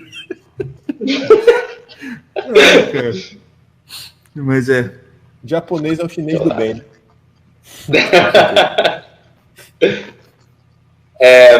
Hoje em dia, cara, hoje em dia, morando aqui, eu conheço tanto oriental que hoje em dia, tipo assim, eu consigo olhar, eu vejo, sabe aquela história que você fala, velho, japonês é tudo igual? Eu entendo como os caras se sentem, velho, porque eles são muito diferentes, pô. Você olha japonês, você vê que japonês tem cara de japonês, o chinês tem cara de chinês, o coreano tem cara de coreano, o vietnamita também. Você olha e fala, cara, os caras são diferentes, velho. Não, tem diferença sim. Mas isso aí tá negócio que não é tão treinado, né? Porque lá eles conseguem... É igual você olhar pra gêmeo, né? É igual você olhar um gêmeo e ver a diferença, né? Mas, cara, eu não consigo. Vocês conseguem dizer especificamente, não, o japonês ele é assim assado, o chinês é mais assim. Tem uma cabeça de pentágono, sério mesmo. Se você olhar assim, lembra um pentágono. E a maioria deles tem problema, os dentes dele não crescem direito. O coreano, a coreana principalmente assim, é que tem os traços mais fininhos e ele tem dois padrões de olhos que são muito predominantes na sociedade, ou vai ser um, vai ser outro. Um é meio assim de peixe morto, meio abertinho, e outro é um olhinho assim mais, sei lá, mais até ocidental, e os traços dele são bem mais refinados. O vietnamita, ele é um pouco mais claro que o filipino, mas ambos têm um narizinho assim de taboca, parecendo que o elefante pisou quando nasceram. E aí você pô, é muito diferente, pô, é muito diferente. O tailandês já é um pessoal assim mais escuro, não parece tanto assim aqueles traços asiáticos, eles são bem assim diferentes. Tailandês. Dá pra ver. Chinês. Falar. Pô, o chinês, cara, é a cara de bolacha? É um cara mais cara de bolacha, assim? É, um cara mais de bolacha e tudo. Ele fica assim, um meio termo entre o coreano e o japonês. Não, quem tá escrevendo a tese em asiáticos? Tá fazendo um estudo? Quem conhece mais, né? Convivência, pô, convivência. Um dia ainda recebeu um apelido do rei da Ásia. Mas é uma história não pessoalmente. Não, agora fala. Não, deixa quieto isso daí. Isso aí foi as aventuras do início da Austrália. Escola de inglês, várias colegas asiáticas. Mas aí. O asiático, mano, a vibe é muito parecida. E engraçado que o asiático, ele lembra muito o brasileiro. Você mesmo dizer assim, o australiano, cara, é muito estranho. O australiano não tem essa relação de família que a gente tem. É uma relação, tipo, aqui é normal mesmo. Completou 18 anos, ou tu vai pagar pra tu morar aqui em casa, ou tu vai embora, cara. Ah, não, fez 18 anos, vai continuar vivendo com a gente. Não, mano, se sai de minha casa, velho. Você é um estorvo. Isso aí eu acho que isso aí é uma coisa meio britânica, você vê? Velho. Galera, realmente. Já o asiático, pô, é aquela coisa, não, velho. A família de minha mulher mesmo, tipo, a mãe de minha mulher, eles moram numa rua sem saída, a casa do tio dela é na frente da casa da mãe, a outra tia mora do lado, mora com a filha, eu sei que ela já tá velha já, é a filha que toma conta, a avó morava com o tio antes de falecer, tipo, mora todo mundo ali, o outro tio mora, tipo, umas 3 quadras, e a gente mora a 6 quadras dele. Tipo assim, mano, todo mundo junto, se puder ser na mesma, melhor. Aquele negócio não. Aí, tipo, sei lá, se minha mulher falar assim, eu acho que eu quero, sei lá, mexer com estética e tal, a mãe dela, tá, massa, não sei o que porque tu não faz isso, eu te ajudo a abrir uma clínica, tu já fala com tua prima, que tua prima também trabalha com isso, aí vocês dois já podem trabalhar juntos, não sei o que. Tudo que, tipo assim, tiver um parente que tenta botar o primo, irmão, tio, qualquer coisa assim, e entrou pra família, mano, tá ligado? É os ônus e as provas, as consequências também. A galera pede favor, meu Deus do céu, velho. A galera gosta de pedir favor, mas também te ajuda no que precisar. A galera gosta de pedir favor. Falando nesse negócio de família, entrou pra família, eu sei muito pouco sobre a cultura lá do Japão e da Ásia em geral. Mas, primeiro, a sua esposa é japonesa? Não, ela nasceu já na Nova Zelândia e ela é uma mistura que a mãe dela é de descendência chinesa, a avó era chinesa, mas a mãe já nasceu no Vietnã, e o pai dela é de Hong Kong. Entendi. Não, eu ia falar que no Japão eles têm uma coisa com estrangeiro, né? Eu não gosto muito não, né? No Japão, eu não sei, viu, velho? Não sei, mano. Porque eu vejo os japoneses chegar aqui, man, fica tudo deslumbrado. Não sei o que. E o preconceito lá tem até, porque eu tenho um amigo que é na Nova Zelândia, ele foi morar lá, ele arranjou uma namorada, uma história muito louca. Ele conheceu essa menina num aplicativo online para aprender japonês, e aí ele trabalha com filmes, ela também, só que ela realmente trabalha com filme, tá ligado? Era aquela tipo pessoa que trabalha com cinema de verdade mesmo, sei lá, filme de milhões, filme que vai até pra Netflix, tipo, tudo Japão, né? E aí eles começaram a se conhecer, começaram a namorar, sem nunca ter se beijado. Depois de 3 meses ela veio pra cá. Depois, tipo, ela passou 2 semanas lá em casa, aí passou mais uns 3 meses, ele foi lá visitar ela e, tipo, o relacionamento deles é basicamente ligações online, se vem a cada 3 meses, 4 meses. E eu não sei qual é, velho, mas muita onda. Mas ele fala que lá no Japão, realmente, de boa, você é bem tratado e tudo, mas fala, velho, ninguém tem o mínimo interesse de tentar ajudar o seu lado. Se você não fala japonês, velho, eles não se esforçam pra falar inglês, tá ligado? Vamos aqui, né, inglês é o idioma mundial. Não, eles não se esforçam. E ele fala que sim, que rola mesmo assim, pra você achar emprego, essas coisas. A galera realmente prefere ajudar o japonês do que ajudar um estrangeiro. Vamos para as perguntas, porque eu deixei aqui umas perguntinhas para o pessoal fazer para o herói do Ocidente. Romanini perguntou, pode comprar uma Heineken para mim? Romanini, você pode, por favor, me mandar minhas camisetas? Isso ele não faz. Ter a minha coleção completa no meu armário. Me manda, custa. Vai cair o braço? Se cair, você tem 2 indianos safados, me manda. Eu pedi pra ele fazer cara, uma camisa só, não precisa nem ser coleção, uma camisa daquele símbolo Irmãos Caverna, uma caneca, até agora não fez também. É carioca, é fogo, né? Eu conheço.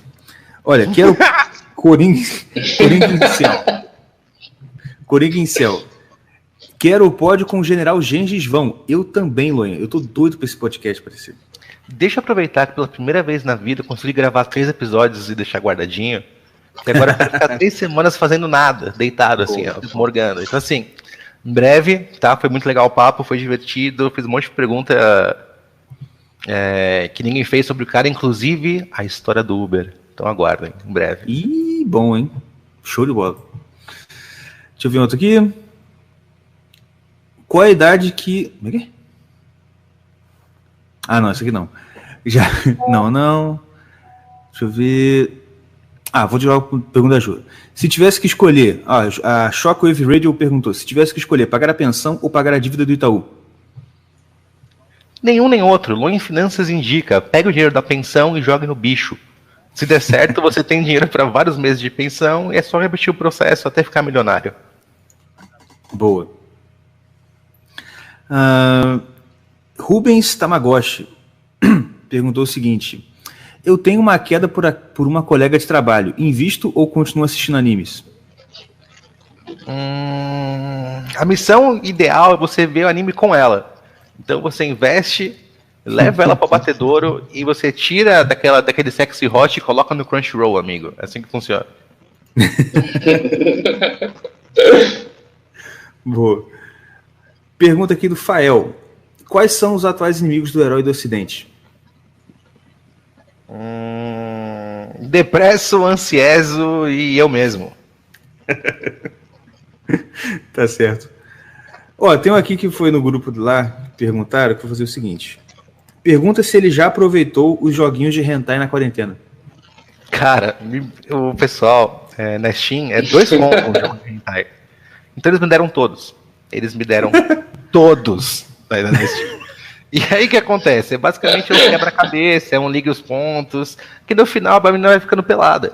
Vou falar que eu já platinei todos, obrigado a todos os jogos de hentai que me deram. Tá certo. Cara, é isso. Você tem alguma pergunta aí, Kim? As outras estão meio... Deixa eu ver se eu acho uma aqui. Vai falando aí enquanto eu ver se eu acho uma boa aqui. Tá de boa, mano. Vamos lá, então eu quero perguntar uma que, só de curiosidade mesmo. Qual tipo, não precisa ser um anime, mas uma animação que você indicaria agora? Tipo assim, essa foi pra mim uma obra de arte, com certeza, pra sempre. Tá. Igual o Loen falou, como é que é? Eu te amo, como é que é o nome dele? Do cara do Evangelion lá, do te amo, cara do Evangelion. Cara, duas que são atemporais pra mim. Eu vi quando era criança e eu vejo hoje em dia e eu tenho a mesma sensação maravilhosa. Hunter x Hunter. Por favor, superem o primeiro arco, que ele é fraquinho mesmo, ele parece um Dragon Ball genérico. Depois fica muito bom. Qualquer coisa que coloca no mesmo enredo mutação genética, Coreia do Norte, um amor proibido entre um vilão e a mocinha, e todo o conflito psicológico que eles fazem no Arco das Quimeras é incrível. Assistam, é muito bom. Muito e o Yu Yu Hakusho, né, cara? O Yu Yu Hakusho foi que me colocou no mundo de animes. Eu sempre vou lembrar do Leonardo com uns 8 anos indo embora mais cedo da praia, porque era o último episódio do Torneio das Trevas.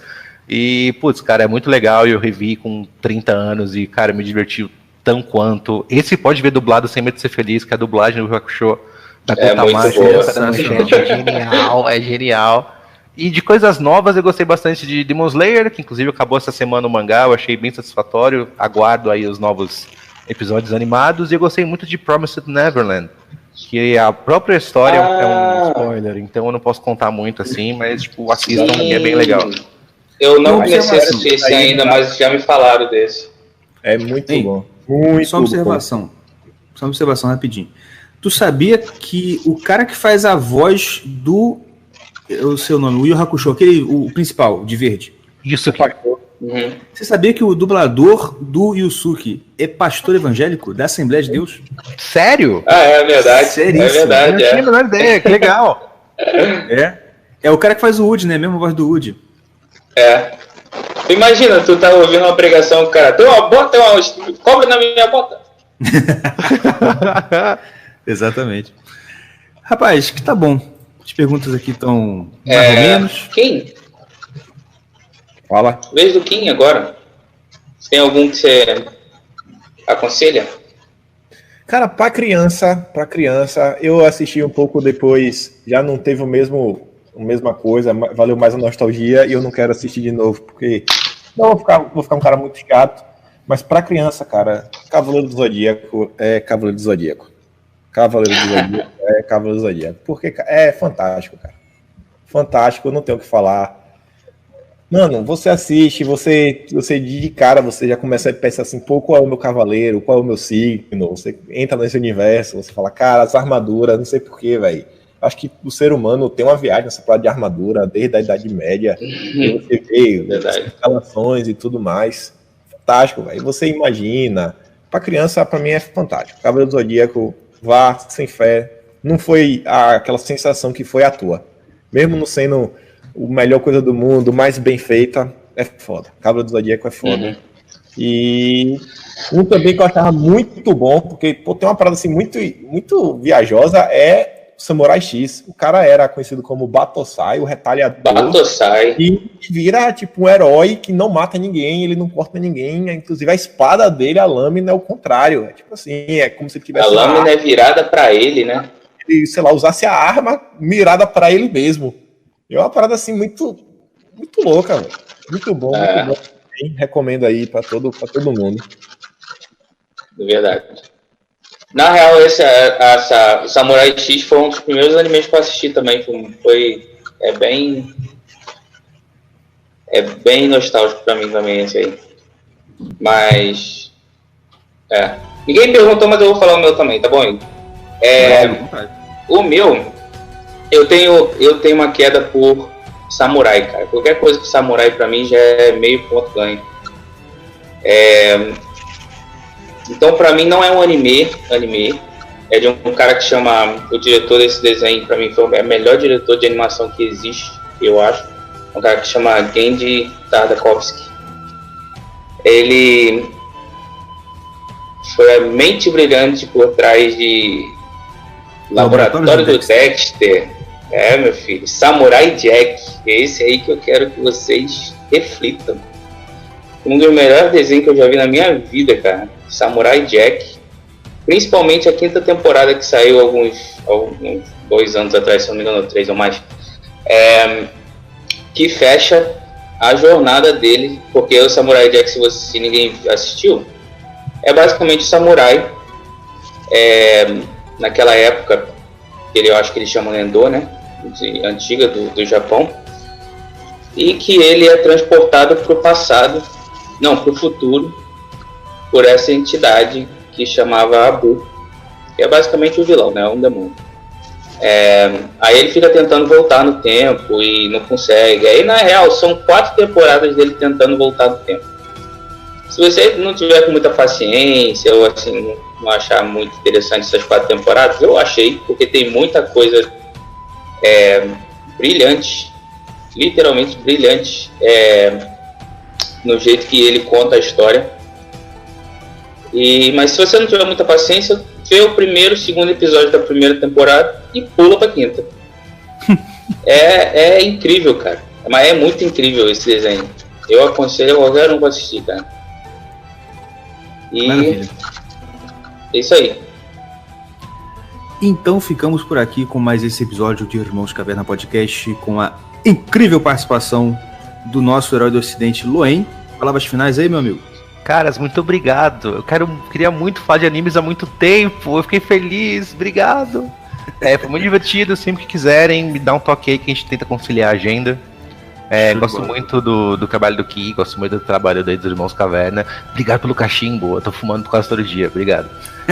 Show, e, mano, sempre que tiver, tamo junto aí. Me segue nas redes sociais, no Loen Talks aí. Toda aquela coisa que a gente fala no final do programa. E obrigado a todos, fiquem com Deus. É isso. Valeu, gente. Um abraço. Se inscrevam aqui no canal. Curtam aqui o podcast. Ajudem aqui no nosso Apoia-se. E é isso aí. Muito obrigado pela audiência de vocês. A gente se vê na próxima. Um abraço e tchau, tchau. Falou!